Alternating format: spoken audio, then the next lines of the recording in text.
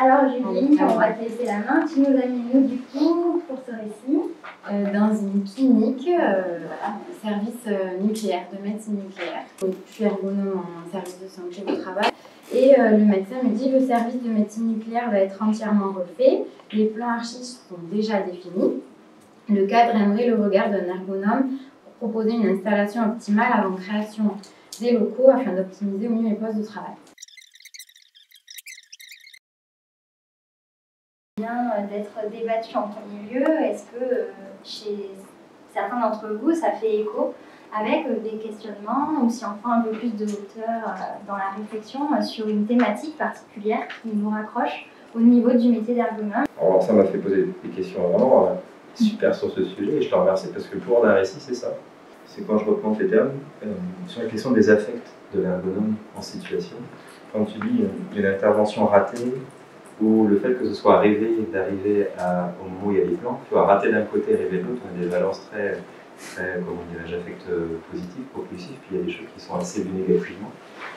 Je me suis dit, j'essaie d'avoir la lecture de ce qui permettait de dire ça, et une intervention ratée, ça voudrait dire qu'il y a des critères qui sont propres liés à ta pratique qui n'ont pas été atteints. On a toujours l'impression de jamais finalement de servir à rien, et pourtant on sert à beaucoup, quoi. C'est ce que tu disais un petit peu, qu'est-ce que j'ai fait? J'ai juste fait en sorte que la salle soit plus grande. Ouais, mais c'est beaucoup, parce que tu as créé un espace de travail, de convivialité, de collaboration, qui va favoriser une activité collective et une activité plus sereine, qui apporte une qualité de vie. Mais effectivement, la frustration qu'on peut avoir, parce que quand on commence à tirer un fil, il y en a un deuxième qui arrive derrière, puis un troisième, puis un quatrième. Moi, ce qui m'intéresse, c'est... alors, je suis provocateur, mais bienveillant. Bien d'accord. Où s'arrête le job de l'ergonome? Est-ce qu'il s'arrête à la restitution? Est-ce qu'il est en phase d'accompagnement des travaux? Est-ce qu'il est sur le retour d'expérience à 6 mois, 1 an selon le projet? Quelle est la position, la posture de l'ergonome? Est-ce qu'on est là, selon l'analyse de la demande, pour faire un label, pour avoir le tampon de l'ergonome? Est-ce qu'on est là pour semer simplement qu'une petite graine à la restitution? Écoutez, voilà ce que peut vous apporter l'ergonomie, voilà ce qu'on peut vous donner comme élément. Donc cet atelier m'a intéressé parce qu'on est des jeunes ergonomes, et qu'est-ce qu'on veut faire de l'ergonomie de demain? J'ai un questionnement par rapport au rôle de l'ergonome, par rapport au cadre de l'intervention, c'est-à-dire est-ce qu'un ergonome interne qui a vu sur ses actions jour après jour et qui peut suivre les pistes de transformation, ce qu'il a préconisé, etc., a un rôle différent de quelqu'un qui travaille en SST et qui a une intervention relativement avec une temporalité courte et qui ne peut pas avoir les mêmes aboutissants, enfin je veux dire les mêmes suivis. Qui est le porteur des transformations? Est-ce que c'est le rôle de l'ergonome de porter ça, ou c'est le rôle de l'ergonome de veiller à ce que le cadre permette à ce que les futurs travailleurs puissent le porter dans un cadre où ils sont légitimes? Alors que bien souvent les modèles dominants, il y en a qui pensent, et puis il y en a qui réalisent de l'autre côté, et pareil dans les modèles de conception. On veut faire bien, on veut être en règle avec nous-mêmes.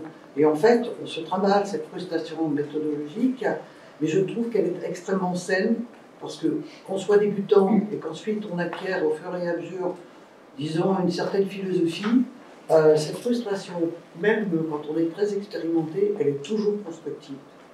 Toujours constructive. C'est vrai qu'elle n'est jamais satisfaisante. Souvent on se dit on aurait pu faire mieux et on ne comprend pas pourquoi le milieu dans lequel on a fait quelque chose ne répond pas comme on voudrait.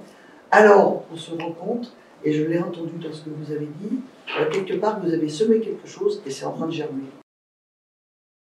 Là, par rapport au débat qui est en train de se dérouler, on peut tous être d'accord peut-être pour se dire que la thématique est en train de nous raccrocher en termes de réflexion, et on peut peut-être chacun apporter une pierre à essayer d'esquisser une forme de réflexion dans cette co-construction.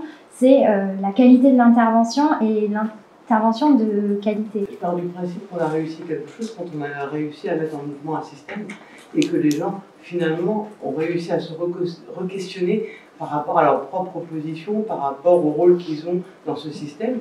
On est arrivé à la fin de notre intervention, donc c'était pour mon Master 2, et en fait on s'est dit mais qu'est-ce qu'on a fait en fait, à quoi on a servi, Et ben, du coup, de débattre et d'en discuter, ben, je me dis qu'en fait, peut-être que juste de lui avoir permis de construire sa réflexion et de lui permettre de lui avoir donné les cartes pour aller plus loin plus tard, quelque chose qu'on ne verra pas, au final, je me dis que peut-être l'intervention n'a pas servi à rien et qu'au final, on a construit quelque chose qui va évoluer encore, mais qui aura été une petite pierre à l'édifice. Ce que ça montre, et c'est le travail là, qui est en train d'être fait là, c'est que ces critères de qualité, ils se construisent au travers du temps et ils évoluent en fait dans mes pratiques. Si je prends les débuts de ma pratique et puis maintenant là où j'en suis, je ne mets pas les mêmes choses derrière ce que j'attends dans une intervention. Au tout début, un des critères de qualité que j'avais, alors je pense, parce que je réfléchis en cours, je ne l'avais pas formalisé, ce sera un peu brouillon, mais je pense qu'il y avait quelque chose du type faire ressortir le maximum que je pouvais de l'activité humaine que je pouvais observer. Essayer de passer à côté de rien et essayer de faire remonter le plus de choses. Et à mesure que ma pratique évolue, je me rends compte que de toute façon, c'est une ressource inépuisable. C'est une intervention parmi tant d'autres sur lesquelles je me posais plein de questions de est-ce que je fais bien mon travail, puisque là j'ai vraiment l'impression de ramer, de faire n'importe quoi. Et la question de l'exhaustivité, je me la posais beaucoup. Et donc ça m'aide à me dire aussi, voilà, peut-être que je vais cibler sur une petite partie, sachant que de toute façon je ne ferai jamais être exhaustive. Mais tant que voilà, j'ai réussi à... Parce qu'on a beaucoup parlé quand même de transformer les acteurs au final, parce que c'est eux qui vont rester dans les entreprises. Le rapport qu'on entretient avec l'intervention en ergonomie, quel est notre rôle? Est-ce que notre rôle il est plutôt sur l'exhaustivité à partir de modèles qu'on a eu aussi, qu'on a été formés, c'est-à-dire l'exhaustivité, de rendre compte de l'activité humaine parce que c'est important et que ça, il faut absolument s'en emparer, on ne peut pas passer à côté. Et puis la question de comment, qui est une autre question à mon avis, pas celle de l'exhaustivité, mais de celle de qu'est-ce qu'on en fait de ça pour que ce soit à la fois un objet et un produit, à la fois du développement des organisations et des individus. Aujourd'hui, ce qui était une vérité aujourd'hui, demain, n'est plus la même. Donc en termes de temporalité, semer une graine avec les acteurs avec qui on a travaillé sur l'analyse de la demande, une fois sur deux, ce n'est pas les mêmes acteurs qu'on a lors de la transformation, je veux dire. À vous entendre, d'une part, il y a comment former finalement au métier dans une période où le métier, alors une période je pense que ça a toujours été le cas, mais dans un métier qui est toujours en évolution. Et donc du coup, comment la formation se saisit de ces évolutions pour former les ergonomes de demain. Et puis au-delà de ça, c'est comment, puisque les critères de qualité vont tout le temps évoluer, les thématiques d'intervention, les champs d'intervention vont toujours évoluer, donc c'est comment non pas former à faire des interventions telles qu'on les fait aujourd'hui, mais former à faire différemment et à apprendre différemment et du coup à générer des critères de qualité dans le temps qui soient évolutifs. Ce qui peut énormément nous aider dans nos interventions, dans nos réflexions, dans nos échecs, dans nos frustrations et dans nos réussites, je veux terminer par nos réussites, c'est effectivement que l'on passe à la vitesse supérieure pour dialoguer ensemble, comme on est en train de le faire dans ce groupe, mais comme on le fait également à l'intérieur des associations. À quel autre monde on veut contribuer et quel est cet autre monde-là? Mais il y a aussi, du coup, et je fais écho là à ce que tu disais, il y a aussi pour moi quel dispositif on met en place pour pouvoir le questionner et le construire. Et je pense que là, ce qui est mis en place là, c'est une expérimentation, c'est quelque chose qui essaye en fait, de contribuer à la création de nouveaux types de dispositifs pour penser ce monde de demain.